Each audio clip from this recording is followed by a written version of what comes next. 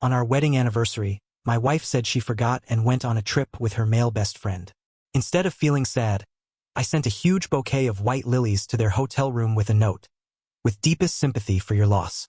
What happened next left her completely speechless. On the morning of our 5th wedding anniversary, I was sitting at the dining table, a small velvet box in front of me. Inside was the pearl bracelet Sophia had been hinting at for months. I wasn't excited. I wasn't surprised. It just felt empty. I heard wheels on the stairs. And sure enough, Sophia came down with a suitcase. No flowers, no happy anniversary. Nothing. She gave me this forced, awkward smile. Daniel, I'm so sorry. My friends booked a last-minute island trip. It all happened so fast. I completely forgot today was our anniversary. I just looked at her. Felt expected. Nothing she said surprised me. I closed the bracelet box and nodded slowly. It's fine. Go. A beach trip sounds nice.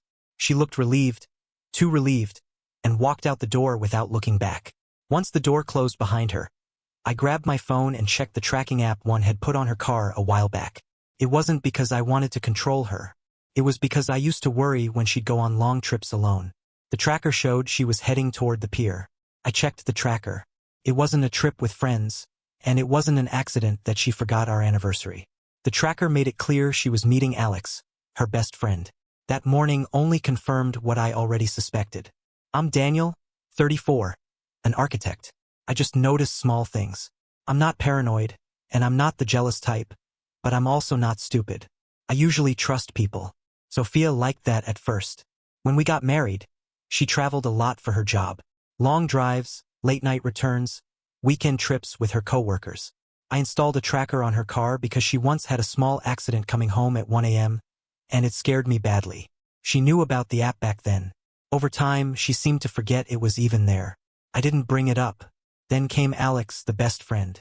That's how she always introduced him. Daniel, don't be unreasonable. We're just close friends.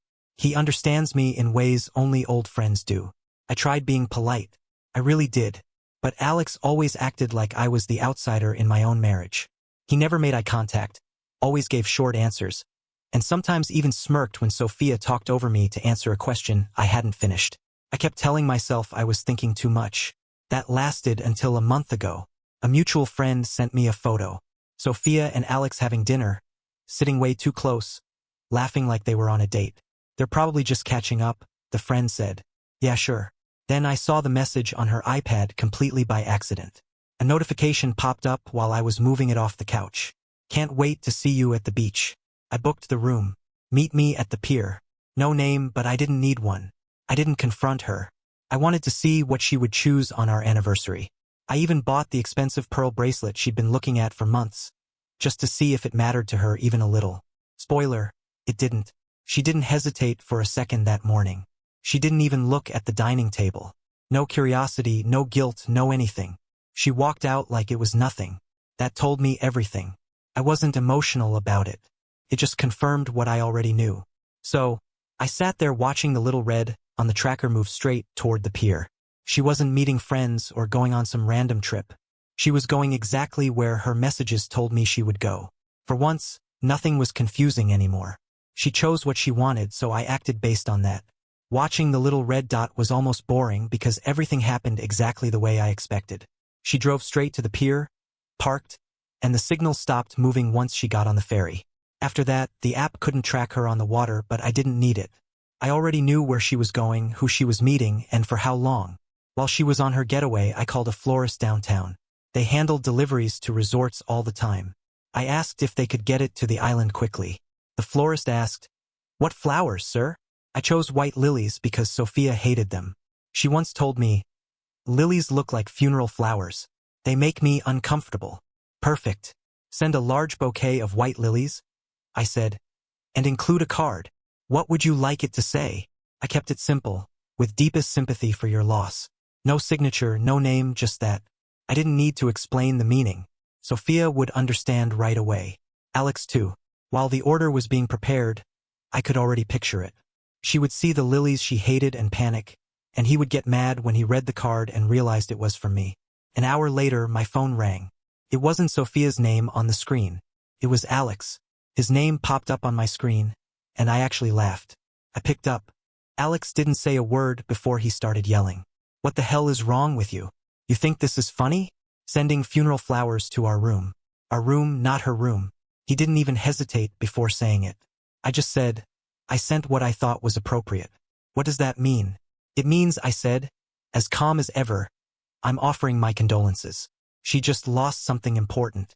What? Lost what? Her husband. There was a pause while he understood that I knew. Then he tried to recover with anger. You're sick. You're actually insane, Alex. I said, still calm. You're the one sleeping with another man's wife on their anniversary. Let's not talk about who's insane. I could hear people talking in the background, probably hotel staff or nearby guests. Sophia hated scenes, and I knew she'd be trying to hide, crying quietly, or frozen in shock while Alex lost his temper. That's the part one didn't need to see. Knowing it was happening was enough. He lowered his voice, trying to sound threatening. You think this changes anything? She's with me. I almost thanked him for the entertainment. Great, I said. Then you can stay with her. Good luck explaining that to your girlfriend. The silence after that was longer. He forgot I knew about her too. I didn't shout. I didn't insult him. I didn't accuse him of anything. Me staying calm probably made him even more upset. He finally hung up on me. She didn't text or call me. That told me everything I needed to know. A few hours later, the tracker dot moved again, this time back toward the mainland. She came home earlier than planned. She must have spent the ferry ride practicing excuses. When she finally came through the door that night, she looked exhausted. No makeup, hair a mess, eyes red and swollen. She could barely look me in the eye. Daniel, please. It wasn't like that. I didn't answer. She tried again, her voice shaking. It just happened. I didn't plan anything. I swear. Still nothing from me. Then she said the classic line every guilty person thinks will fix everything. It was just a mistake. I finally looked at her. You were gone for 2 days. She didn't answer. I didn't want to hear excuses. I picked up a folder from the table and placed it in front of her. It was the divorce papers. She broke down, begging me to think again, talking about counseling, saying it was all a mistake. I let her talk until she had nothing left to say. When she finally stopped, I said, pack your things. She stared at me, shaking. Daniel, please, pack your things. After she left, things played out on their own. And the two of them, they didn't even last a week after that trip. Stuff like that never lasts once real life shows up. Meanwhile, I slept better than I had in months. The card said sympathy for your loss, but the truth was simple. I didn't lose anything. She did. Sophia stayed with her sister for 2 days after I told her to pack her things. I didn't block her, but I didn't reach out either. I wasn't about to listen to more of the same excuses. I thought that would be the end of it, but with Sophia, things always dragged on. On the third night, she knocked on the door again. It wasn't a gentle knock. It was frantic, almost like she had already practiced every apology. But none of them worked. I opened the door a little. She looked awful, face puffy from crying, eyes still red like she hadn't slept at all. Daniel, can we talk, please? I stepped aside. Not because I wanted to talk, but because I had nothing to hide. She sat on the couch looking really nervous. I made a mistake, she said, barely whispering. I don't even know how it happened. Alex and I. It wasn't serious. It was stupid. I don't know why I agreed to the trip. I stayed silent. She wiped her face, looking away. I thought maybe you didn't care anymore. I let out a small laugh of disbelief. Right, I said. I showed I didn't care by buying you a bracelet for our anniversary. That makes perfect sense. She looked down, embarrassed. Then came the usual apology speech. The one everyone who cheats gives.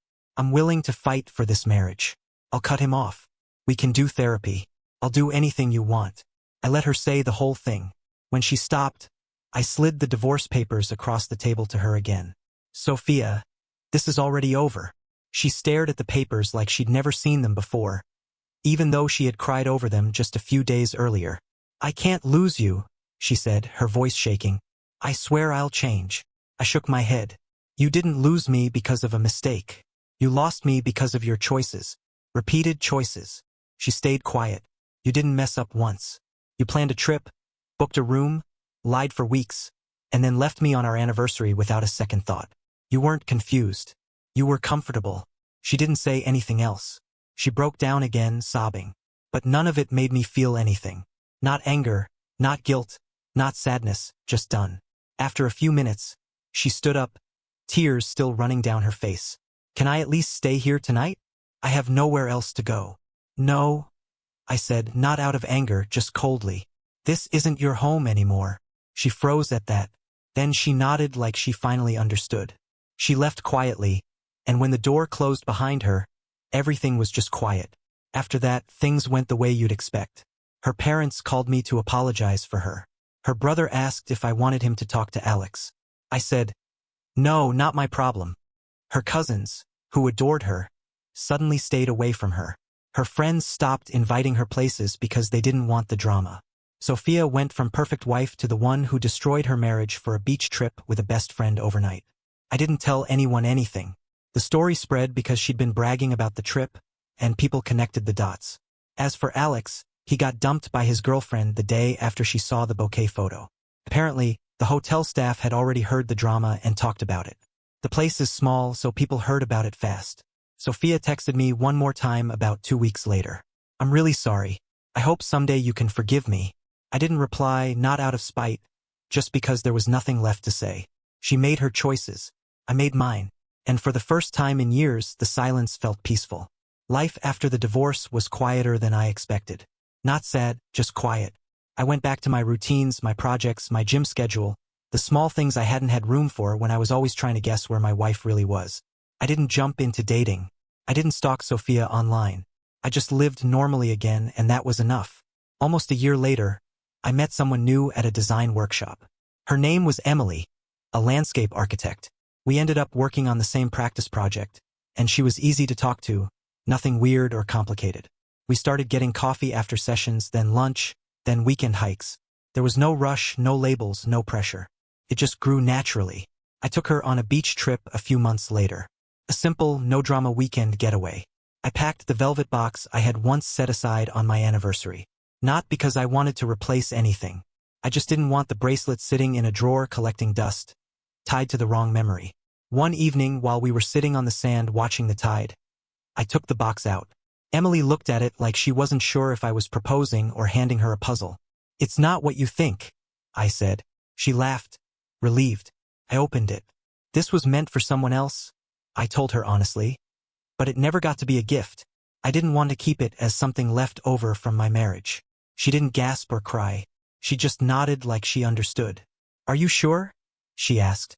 "Yeah," I said. "It feels right." She put it on right away, not out of excitement, but out of appreciation.